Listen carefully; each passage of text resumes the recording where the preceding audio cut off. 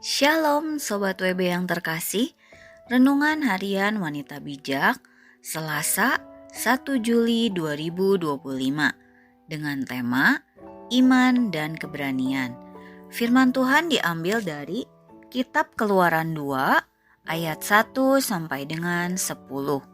Kitab Keluaran 2 ayat 1 sampai dengan 10. Sebelum kita membaca firman Tuhan, marilah kita berdoa. Terima kasih Tuhan Yesus untuk hari ini, hari yang baru yang Tuhan berikan buat kami semua.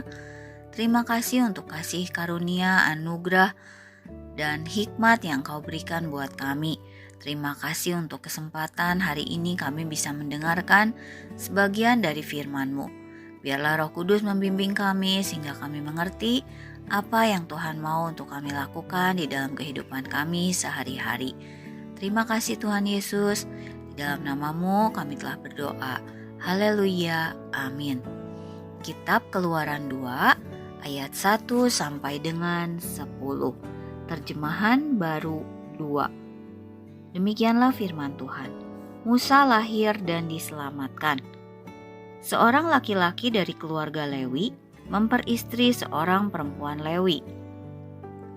Lalu perempuan itu mengandung dan melahirkan seorang bayi laki-laki. Ketika ia melihat betapa eloknya bayi itu, disembunyikannya 3 bulan lamanya. Tetapi ketika ia tidak dapat menyembunyikannya lebih lama lagi, ia mengambil sebuah peti pandan dan merekatkannya dengan gala-gala dan ter, lalu meletakkan bayi itu di dalamnya dan menaruh peti itu di tengah-tengah gelaga di tepi sungai Nil. Kakaknya berdiri di tempat yang agak jauh untuk melihat apa yang akan terjadi dengan dia. Lalu datanglah putri Firaun untuk mandi di sungai Nil. Sementara dayang-dayangnya berjalan-jalan di tepi sungai itu.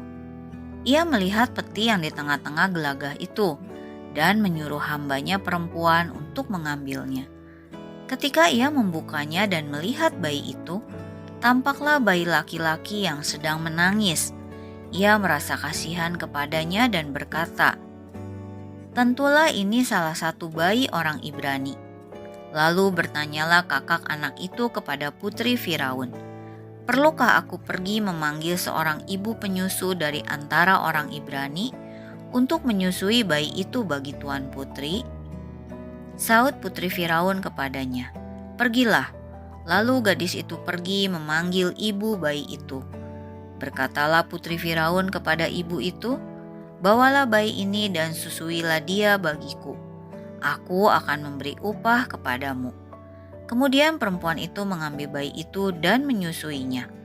Ketika anak itu telah besar, ia membawanya kepada putri Firaun, yang mengangkatnya menjadi anaknya. Ia menamainya Musa. Katanya, "Karena aku telah menariknya dari air." Demikianlah firman Tuhan. Berbahagialah setiap kita yang mendengarkan, merenungkan, dan melakukannya setiap hari. Haleluya. Amin. Marilah kita merenungkan firman Tuhan. Bagaimana usaha Yokebed untuk menyelamatkan anaknya? Dan bagaimana Allah merespon iman Yokebed? Lalu, apa hasil dari iman Yokebed kepada Allah?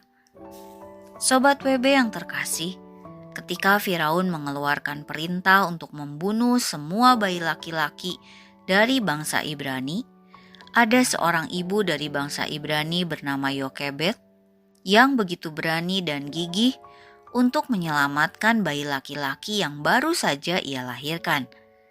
Di tengah situasi tersebut, Yokebed tetap beriman kepada Allah.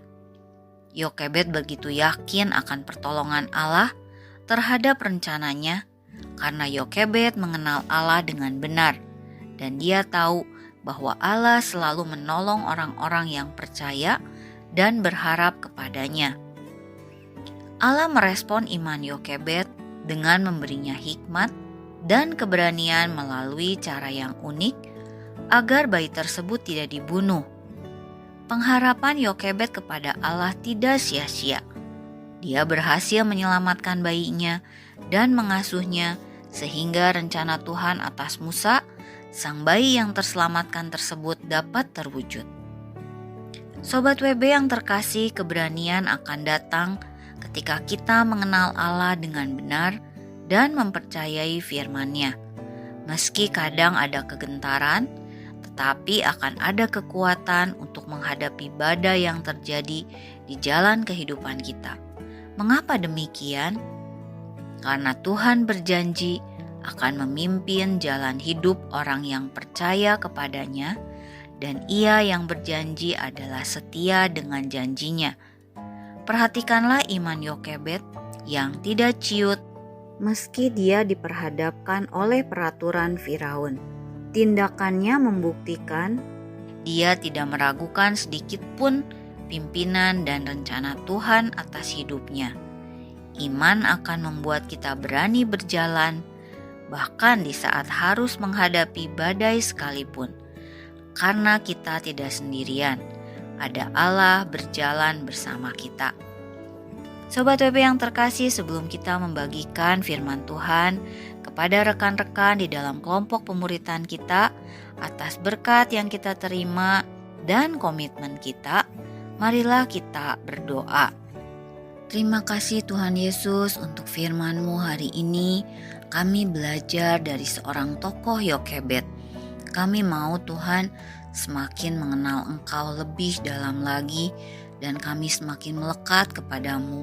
Kami mau belajar Tuhan untuk tidak pernah meragukan janji-Mu terhadap kehidupan kami.